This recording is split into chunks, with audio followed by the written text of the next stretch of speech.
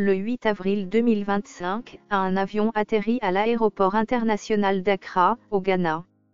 À son bord, Guillaume Soro, ancien président de l'Assemblée nationale ivoirienne, exilé depuis 6 ans, foulant le sol ghanéen sous les honneurs d'un protocole présidentiel. Une image forte, presque cinématographique, qui contraste radicalement avec l'humiliation subie en décembre 2019, lorsque le même Ghana lui avait interdit d'atterrir sous la pression d'Abidjan. Ce jour-là, sous un ciel clair, Guillaume Soro n'est pas seulement un homme en exil, il est un acteur politique qui signe son retour sur la scène régionale, dans un contexte où l'Afrique de l'Ouest redessine ses lignes géopolitiques. Que signifie ce retour ? Pourquoi le Ghana, membre clé de la CEDEAO, déroule-t-il le tapis rouge à un opposant condamné à perpétuité par contumace en Côte d'Ivoire ? Et quelles sont les implications pour la région et pour l'élection présidentielle ivoirienne de 2025 ? Embarquez avec nous pour décrypter cet événement qui pourrait changer la donne.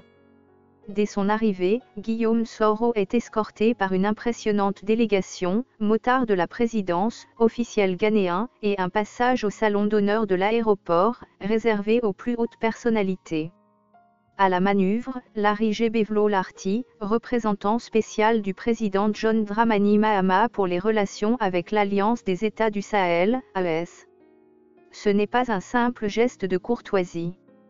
Cet accueil envoie un message clair, le Ghana de 2025, sous Mahama, rompt avec la diplomatie de l'Ernana Akufo-Addo, marquée par un alignement sur les positions d'Alassane Ouattara, président de la Côte d'Ivoire. En 2019, Accra avait cédé aux pressions ivoiriennes, fermant son espace aérien à l'avion de Soro, alors en route depuis Paris. Ce camouflet avait renforcé son isolement, le contraignant à un exil prolongé. Aujourd'hui, le tapis rouge déployé pour lui symbolise un changement de cap. Le Ghana ne se contente pas d'accueillir un opposant en exil, il mise sur une figure controversée, mais incontournable, dans un jeu régional en pleine recomposition. Pour comprendre l'ampleur de cet événement, il faut plonger dans le tumulte géopolitique qui secoue l'Afrique de l'Ouest depuis 2020.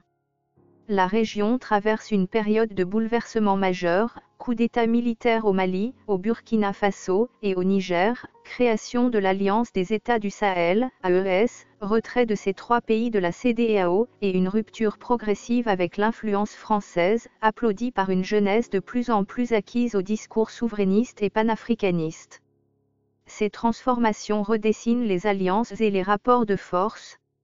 Le Ghana, membre historique de la CEDEAO, semble vouloir se repositionner comme un acteur diplomatique indépendant, capable de dialoguer avec toutes les forces en présence, y compris celles marginalisées par les régimes en place. En accueillant Guillaume Soro, Accra adresse un signal à ses voisins et à la communauté internationale, il ne veut plus ignorer les figures clés de l'avenir politique ouest-africain, même celles jugées encombrantes par certains. Mais qui est Guillaume Soro, cet homme au cœur de cet événement ? Ancien chef rebelle, ex-premier ministre, ancien président de l'Assemblée nationale ivoirienne, Soro est une figure hybride, à la croisée des chemins entre l'homme d'État et le révolutionnaire. Il a joué un rôle clé dans l'histoire récente de la Côte d'Ivoire, proche d'Alassane Ouattara dans les années 2000, il a contribué à la chute de Laurent Gbagbo en 2011. Mais les alliances se fissurent vite en politique. En 2019, ses ambitions présidentielles et ses critiques voilées contre Ouattara lui valent une condamnation à perpétuité par contumace pour tentative de déstabilisation. Contraint à l'exil, il s'installe en Europe, mais ne renonce jamais à ses rêves de pouvoir. En janvier 2025, il réaffirme son intention de se présenter à l'élection présidentielle d'octobre, malgré une condamnation judiciaire qui le prive de ses droits civiques. « Je suis plus que jamais déterminé à servir mon pays », déclare-t-il, présentant son exil comme une période de préparation, et non de retraite. Loin d'être isolé, Soro a passé ses années d'exil à construire un réseau solide. Il a multiplié les contacts avec les régimes militaires du Sahel, où son discours souverainiste trouve un écho favorable. Il s'est rapproché de la diaspora ivoirienne, notamment en Europe et en Amérique du Nord, où il jouit d'une popularité certaine. son ancrage dans le nord de la Côte d'Ivoire, une région historiquement marginalisée, lui confère une base électorale potentielle. Soro n'est pas seulement un homme du passé, il se positionne comme un acteur du futur, capable de parler à une jeunesse ivoirienne avide de changement et lassée des élites traditionnelles. Pourtant, le chemin vers la présidence est semé d'embûches. La condamnation à perpétuité qui pèse sur Soro le rend inéligible, un verrou juridique que le pouvoir ivoirien n'a aucune intention de lever. En 2023, la Cour africaine des droits de l'homme et des peuples a exigé qu'Abidjan garantisse les droits politiques de Soro, mais cette décision est restée lettre morte. Pour les partisans de Soro, cette condamnation est un acharnement politique destiné à l'écarter de la course électorale. Pour le régime Ouattara, elle est un rempart contre une figure jugée instable et dangereuse pour les institutions. Ce bras de fer judiciaire pourrait s'intensifier à mesure que l'élection de 2025 approche, surtout si Soro parvient à mobiliser un soutien régional et international. Le retour médiatisé de Soro intervient dans un moment de fragilité pour le régime d'Alassane Ouattara. Après 3 mandats, le président ivoirien, âgé de 83 ans, n'a pas encore clarifié ses intentions pour 2025. L'absence d'un successeur désigné au sein de son parti, le RHDP, alimente les incertitudes. De son côté, l'opposition ivoirienne est morcelée, les fidèles de Laurent Gbagbo, les héritiers du PDCI après le décès d'Henri Konan Bédié en 2023, et une jeunesse urbaine en quête de nouvelles figures peinent à s'unir. Dans ce paysage éclaté, Soro apparaît comme un électron libre, capable de brouiller les lignes traditionnelles. Son passé de rebelle, son discours de rupture et son ancrage régional en font un acteur redoutable, même s'il reste clivant. En accueillant Soro avec faste, le Ghana de John Dramani Mahama joue une carte audacieuse. Sous l'administration précédente, Accra s'était aligné sur Abidjan, renforçant l'isolement de Soro. Aujourd'hui, Mahama semble vouloir s'émanciper de cette ligne, cherchant à se positionner comme un médiateur régional indépendant.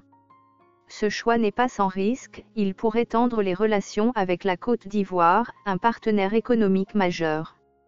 Mais il reflète aussi une vision stratégique. En misant sur Soro, le Ghana anticipe les bouleversements à venir, dans une région où les équilibres traditionnels vacillent. L'Alliance des États du Sahel, avec laquelle Soro entretient des liens, représente une force émergente. En se rapprochant de figures comme lui, Accra s'assure une place dans les futures configurations régionales. La visite de Guillaume Soro au Ghana dépasse le cadre d'un simple déplacement. C'est un acte politique réfléchi, un symbole de la recomposition en cours en Afrique de l'Ouest. Pour Soro, c'est une étape vers sa réhabilitation sur la scène régionale, un moyen de rappeler qu'il reste un acteur à part entière, malgré son exil. Pour le Ghana, c'est une affirmation de son autonomie diplomatique, une volonté de ne pas se laisser enfermer dans les logiques des blocs établis. Pour la Côte d'Ivoire, c'est un avertissement, les figures marginalisées d'hier pourraient bien redevenir centrales demain. Alors que l'élection présidentielle ivoirienne de 2025 approche, le retour de Guillaume Soro sur la scène régionale soulève plus de questions qu'il n'apporte de réponses. Parviendra-t-il à surmonter les obstacles judiciaires qui bloquent sa candidature? Sa rhétorique souverainiste et son ancrage régional suffiront-ils à mobiliser une opposition divisée? Et le Ghana, en misant sur lui, anticipe-t-il un changement d'air en Afrique de l'Ouest? Une chose est sûre, l'accueil de Soro à Accra n'est pas un épiphénomène. C'est le signe que les lignes bougent, que les équilibres d'hier sont en train de s'effriter. Dans ce jeu d'échecs géopolitique, Guillaume Soro, l'homme au destin chahuté, pourrait bien jouer un rôle inattendu.